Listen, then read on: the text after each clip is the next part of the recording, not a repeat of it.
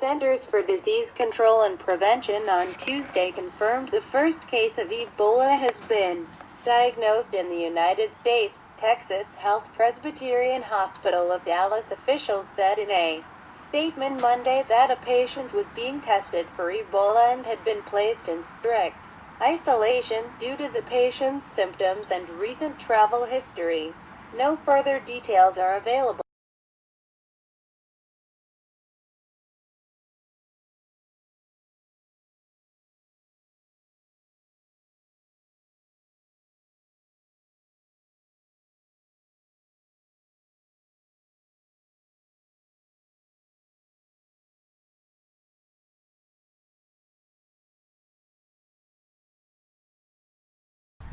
Mystery illnesses such as enterovirus 68 are rapidly emerging in towns and military bases housing undocumented immigrants. The CDC has outbreak specialists in places who are currently attempting to identify whether the causative agent is bacterial or viral.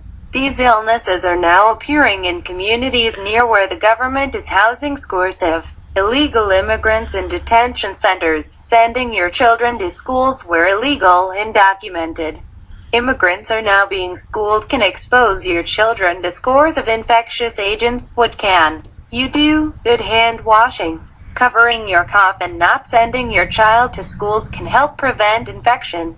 In other words, homeschooling is a preventive option as there's no antiviral medicine for enterovirus 68 and no vaccine. Subsequently, avoiding exposure and washing hands is your children's only defense. Clearly, Obama is by overloading the government with financial demands and healthcare problems that cannot be met. This will collapse our society by creating chaos. Involve your family in activities that do not involve contact with those who may be infected. Outdoor activities such as gardening and landscape projects can be an alternative to contact sports which easily transmit diseases. Building walls and evergreen screens will help families obtain more privacy and thus have less contact with neighbors.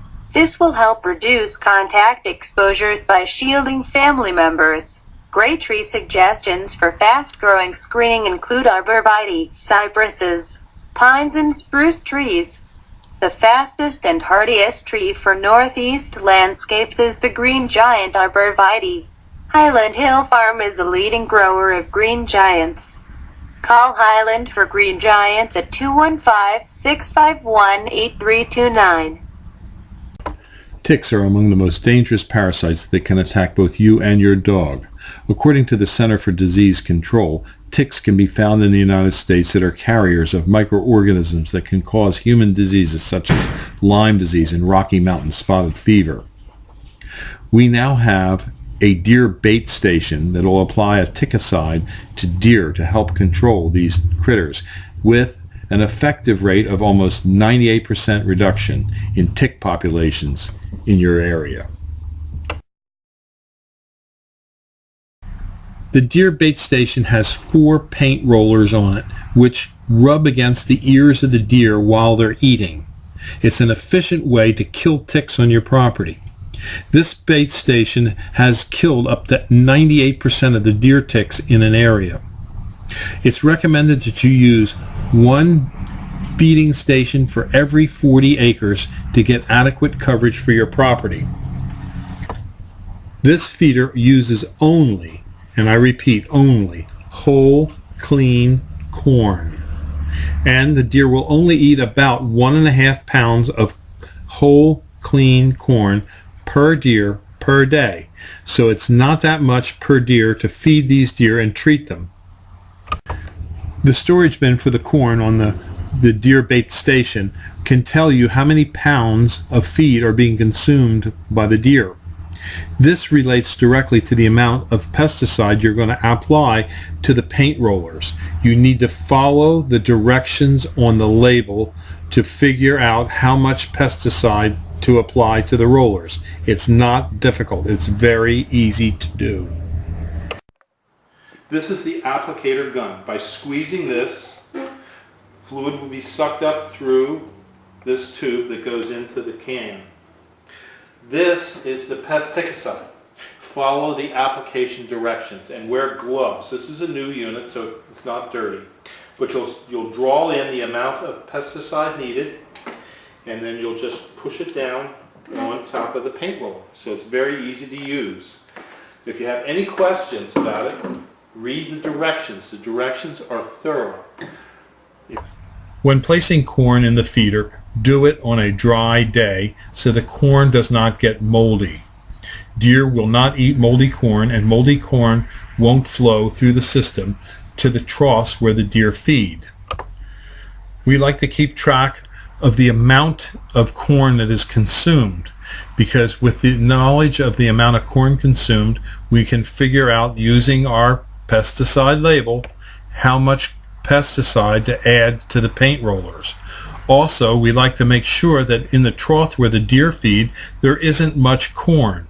When there's a lot of corn, they can eat it fast and they don't get as much of the pesticide on their ears. We want them to work at the station to get the pesticide on their ears.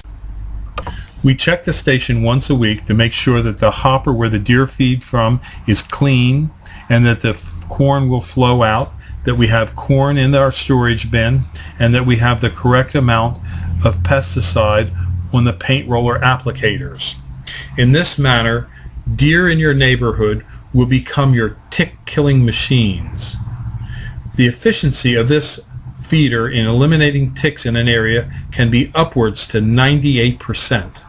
A 98% reduction in ticks will mean that your likelihood of catching the Lyme disease will dramatically go down.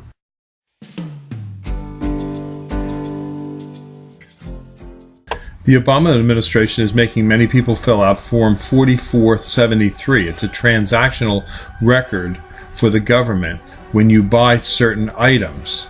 It makes you declare whether you're Hispanic, Latino, or not. And then you must check whether you're also Asian, Indian, Black, Pacific Islander, or white. At Highland Hill Farm, we will never ask you any of these intrusive questions that the Obama administration forces many retailers to ask their clients.